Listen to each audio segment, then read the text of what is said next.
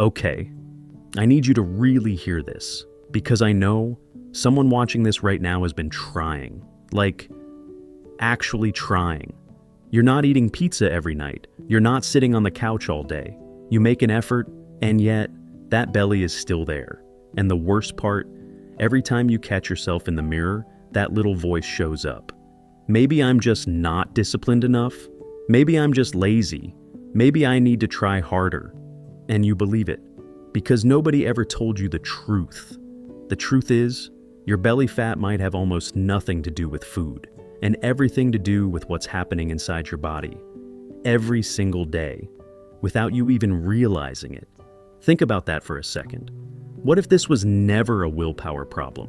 What if you've been blaming yourself for something you didn't even understand? So, let me show you what I mean. There's a hormone called cortisol, and I promise you, understanding this one hormone is going to completely change how you see your own body. Here's how it works. Every single time you feel stressed, a work deadline, a difficult conversation, financial worry, or even just picking up your phone and reading bad news, your body releases cortisol into your bloodstream. Now, cortisol isn't your enemy. In short bursts, it's actually incredible. It sharpens your focus, it mobilizes energy. It was designed to save your life in moments of real danger. But here's the thing, nobody tells you. Your body cannot tell the difference between a lion chasing you through a field and a work message you read at 7 a.m. before you've even had your coffee. Think about that for a second. A lion or an email.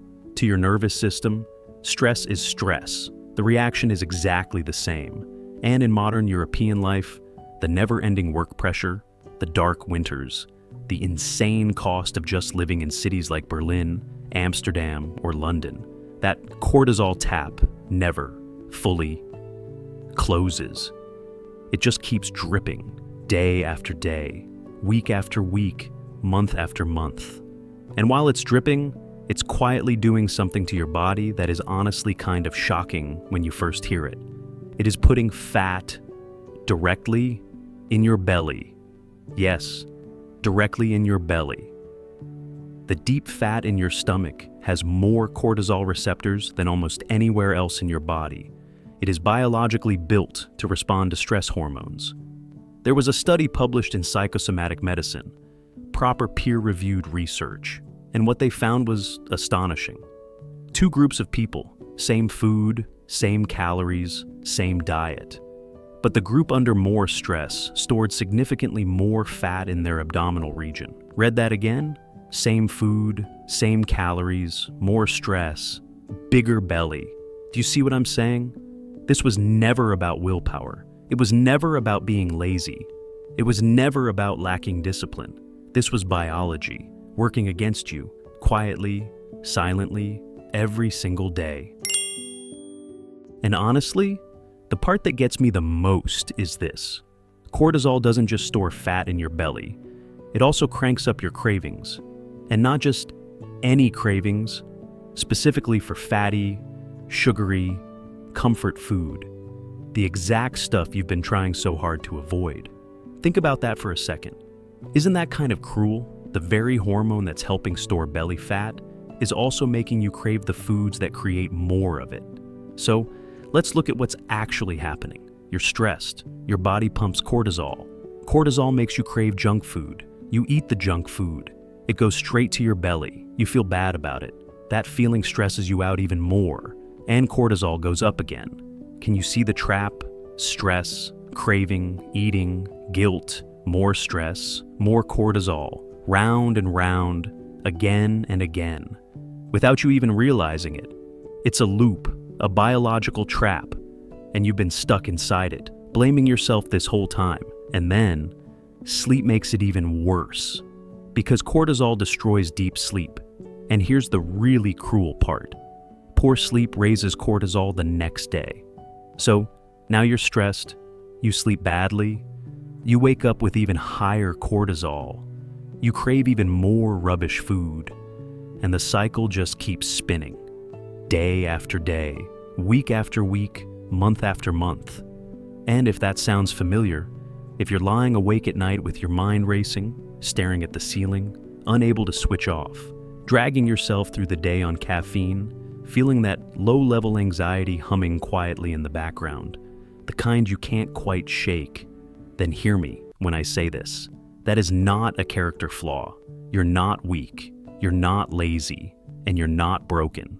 That is your body, stuck in a hormonal loop that nobody ever explained to you, a loop that's been running silently in the background, shaping your cravings, your energy, your sleep, and yes, your waistline. And the frustrating part?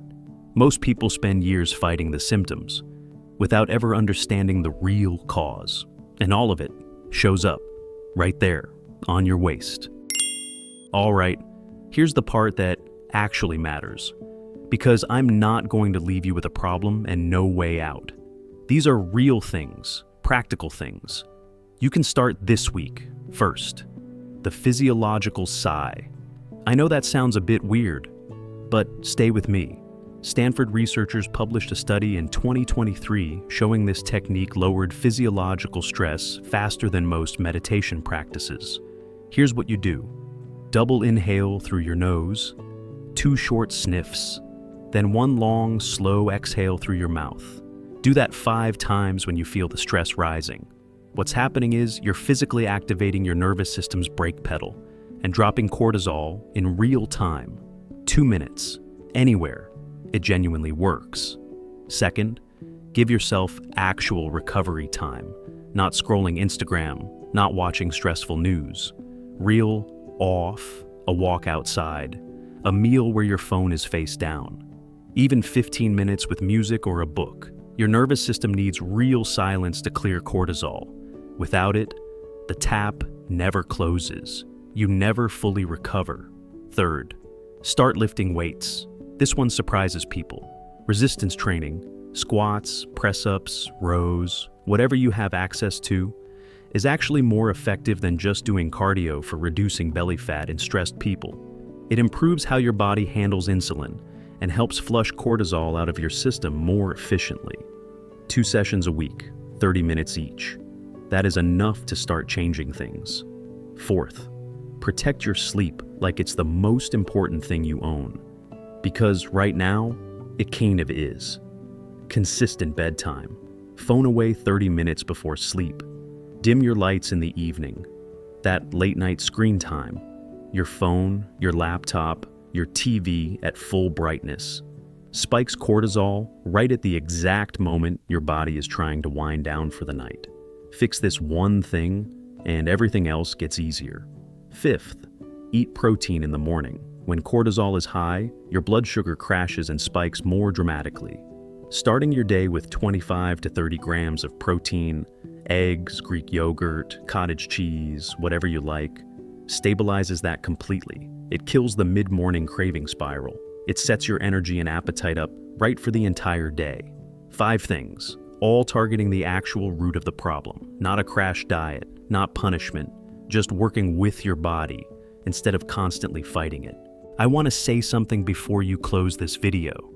Your belly is not proof that you failed. It is not proof that you are lazy or weak or don't care enough about yourself. It is proof that you have been living under real pressure, maybe for years, and your body has been responding to that pressure exactly the way it was designed to. You weren't doing it wrong. You just didn't have the full picture. Now you do, and now you can actually fix it. Not by punishing yourself harder, but by understanding what your body actually needs. If this changed how you see yourself, even a little bit, please share it with someone who needs to hear it. Because I promise you, there are people in your life right now quietly blaming themselves for something that was never really their fault. Subscribe if you want more of this. Real psychology, real science, no nonsense, and I'll see you in the next one.